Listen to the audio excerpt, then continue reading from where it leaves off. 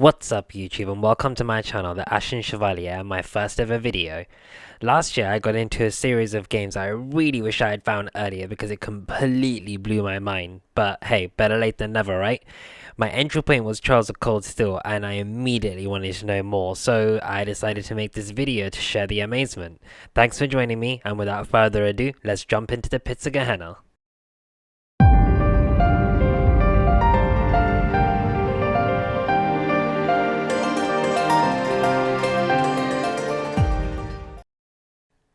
Eiyuu Densetsu, or The Legend of Heroes as it's known over here in the West, is an epic series that was born in the same year as me, 1989, and was developed and published by the amazing Nihon Falcom. The epicness started with Dragon Slayer: The Legend of Heroes in 1989 and 1992 for English territories, and it follows Logan on a quest to reclaim the throne of Farlannon from the corrupt Baron Drax, who usurped it 10 years ago by coordinating an attack using monsters on the kingdom.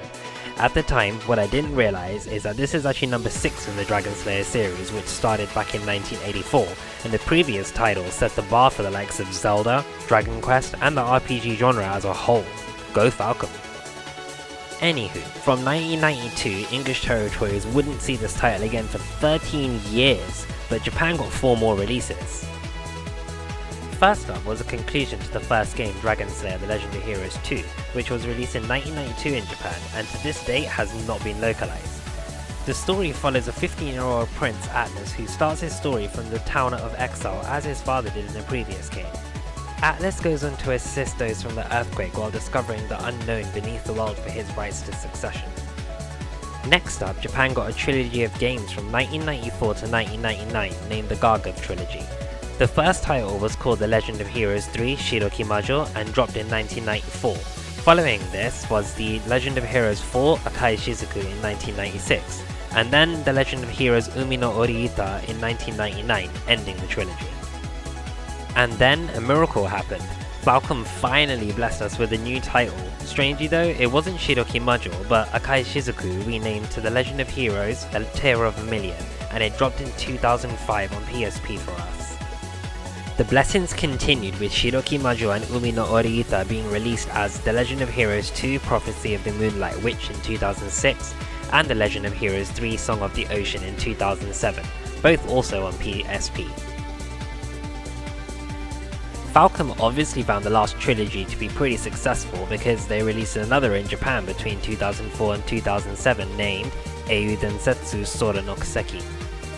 This was then localized as The Legend of Heroes Trails in the Sky in 2011, 2015, and 2017. The first title initially released in 2005 on Windows PC for Japan. Trails in the Sky first chapter would then be ported to PSP in 2006. At this point, Xseed Games acquired rights from Falcom to localize, but due to the huge amount of text needing translation, it wasn't released in English until 2011.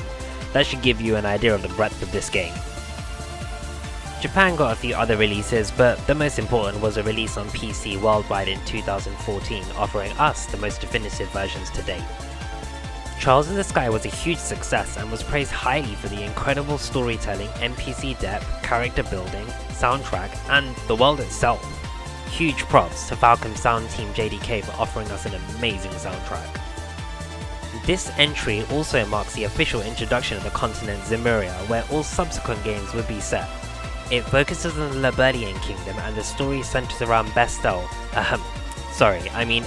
and Joshua Bright, two young bracers that get wrapped up in a far bigger conflict than they originally thought.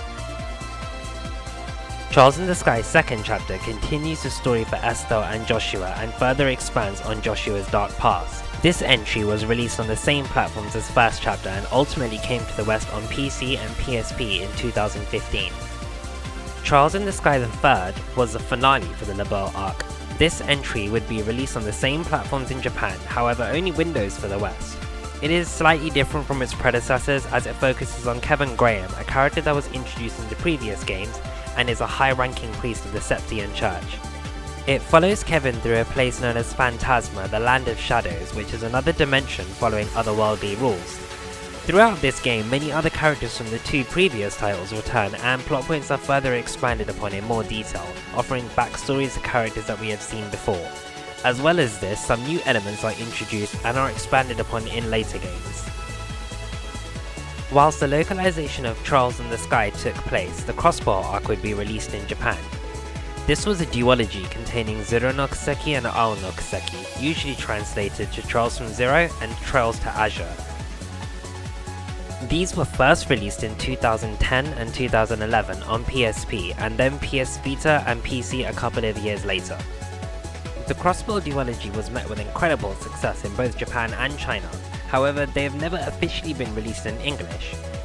Due to the lack of an English release, the awesome fandom took this upon themselves and are working on fan translating both titles, although it's almost insulting to call them fan translations given the pure amount of work and dedication going into them. Not only is the script being translated, but the UI is being improved to be more in line with the newer titles, among other things. These awesome people are known as Geofront, which is a place in Crossbow, and I highly suggest you go check out what they've been up to. I'll leave a link in the description. Trials from Zero focuses on a new group of protagonists: Lloyd Bannings, a rookie investigator who just joined the Crossbow Police Department and was placed into the newly created Special Support Section, the SSS. Ellie McDowell, the daughter of a high-ranked politician within Crossbow. Randy Orlando, an easygoing soldier with a mysterious past, and Tio Plato, a young genius girl with extremely high proficiency in electronics. And by the way, Tio Plato is definitely a candidate for Best Girl.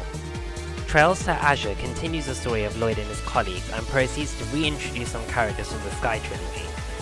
This entry expands on the conflicts that began in Lebel, as well as reintroducing Ouroboros, who are an enemy that reared their heads in the Sky Trilogy. The next entry was introduced as Sen no Kuseki in 2013 for Japan and Trials of Cold Steel in 2015 for English territories. This would be the introduction of the Erebonian Empire to the north of Lebel and west of Crossbow State, as well as fill into the western coastline of Zemuria. The Erebonian arc is told over 4 titles, originally released in Japan in 2013, 2014, 2017 and 2018 on a variety of consoles, and 2015, 2016 and 2019 in English territories. We have yet to be given the 4th title, but it's only a matter of time given the exponential increase in popularity. Trials of Cold Steel's story takes place after the events of Trials in the Sky and during the same time period as the Crossbow games.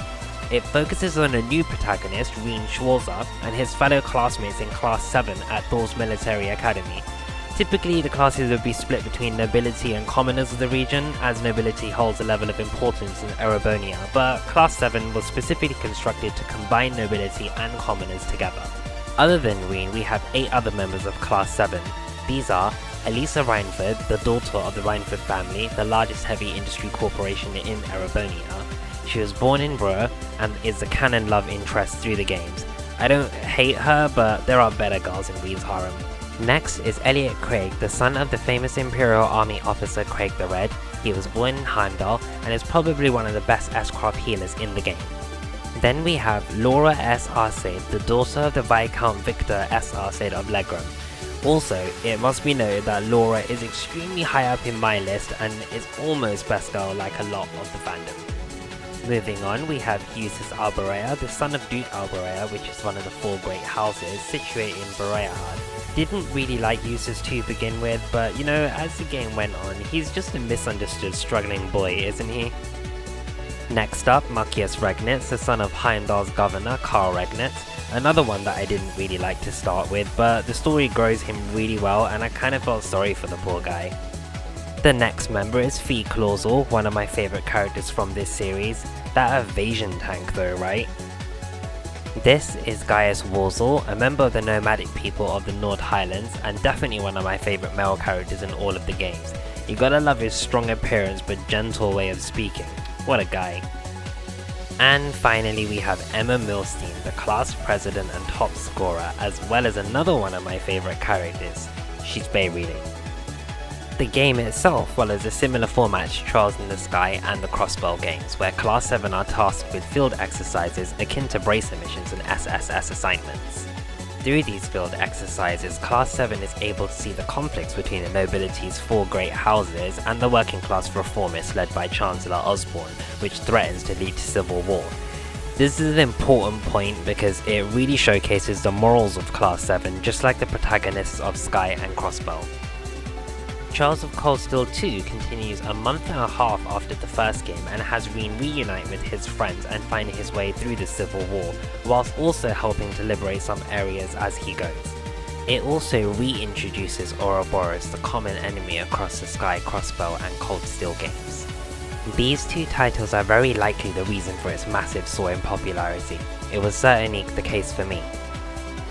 Trials of Cold Steel 3 picks up 1.5 years after the last game and follows Rean as an instructor for a new Class 7 in a branch campus of Thor's Military Academy. New Class 7's members are Una Crawford, a Crossbellian who aspired to become a police agent within the Crossbow Police Department. However, due to circumstances, this was no longer possible. Una really irritated me to begin with. I thought she was just a spoiled little kid, but once again, as the game progressed, I really felt for her, even more so because I understood what had happened in Crossbow. And now, Kurt Vander, an Erebonian belonging to the prestigious Vander School and the brother of Mula Vander who appears in previous games. His dual wielding style got me excited, and I really like his development as a character too. Kinda reminds me of myself, always fighting forward despite what the perception around him is. This is Altina Orion, a homunculus who is working alongside Rean and is a part of the intelligence division of Erebonia. She's just cute and adorable and I really want to squish her. Don't you just love the way she grows throughout the game and comes to be her own person? This lovely lady is Muse Egret, also an Erebonian and a particularly gifted strategist and is able to see events as though she is playing a game of chess. Muse was originally a part of Class 9 but eventually transfers to Class 7 and I'm glad she did because she is another very interesting character and another babe. And finally we have Ash Carbide, an Erebonian with a dark past made to be a pawn in the grander scheme of the story. He is also transferred to Class 7, originally being placed in Class 8 and also has a bigger sub-role that will be explained in a later video. Ash is also one of my favourite male characters of the whole cast. I just really like his defensive aggressiveness and his background revelation is touching. Now with this being the most recently released title outside of Japan, it's also set to release on Nintendo Switch and PC this year, so make sure you go grab a copy of this awesome game. Next, I wanted to share a map of the Zemurian continent as we know it now. It's clear that there is plenty more to discover here given that so much of the continent is shaded in black. That also means that there is so much more left of the Kiseki series.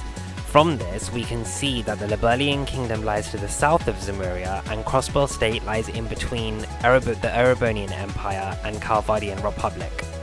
Erebonia looks pretty huge, right? But looking at it, you can see the green fading into the black. This is the Calvardian Republic and we have no idea where it ends at the moment.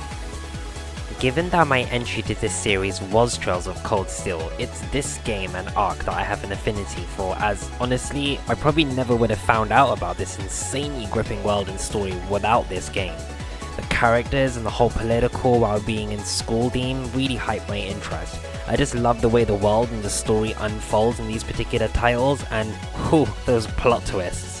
Like literally, I was playing the first game one night around 2 AM and completed it. After that ending, I immediately consulted Amazon Prime for the second title and played that immediately the next day, and god was the wait between 2 and 3 excruciating. Here we go for the next one until we get End of Saga, huh? And now that I'm done fanboying, here is some more recent news. The next game has been announced and it will be titled Hajimane no Kiseki, which translates to Trials of Beginnings, though this may not be the official title. As well as this, the Crossbow arc is being re-released on PS4 as Zero no Kiseki Kai and Ao no Kiseki Kai. These are currently only Japanese releases, but I have a feeling we'll be hearing something soon about localizations. Wouldn't it be amazing if they considered re-releasing a whole pack of The Legend of Heroes with Trials in the Sky on PS4 as well? Hey, you can keep dreaming, right? And now that we're done with the news, I do intend to make video summaries of the Cold Steel games that have been localized myself, so be on the lookout for those. That said, KillScottKill has done an incredible job recording playthroughs of the Sky Trilogy on his channel. Also, Lady Vigilia has detailed summaries of the Sky Trilogy and the Crossbow Duology. If for some reason you're not able to play these games yourselves, I highly suggest you go check out their videos. Another channel worth checking out is the Kiseki Nut. He also has some really interesting videos on his channel too. I'll leave links to all of the channels in the description below. That's gonna about do it for this video. I hope that it was useful and thank you so much for watching. Don't forget to follow me on Twitter so you don't miss out on the next video. There will be a link in the description. Please also smash that like button, subscribe, and always continue moving forward relentlessly without looking back. See you on the next one. Peace.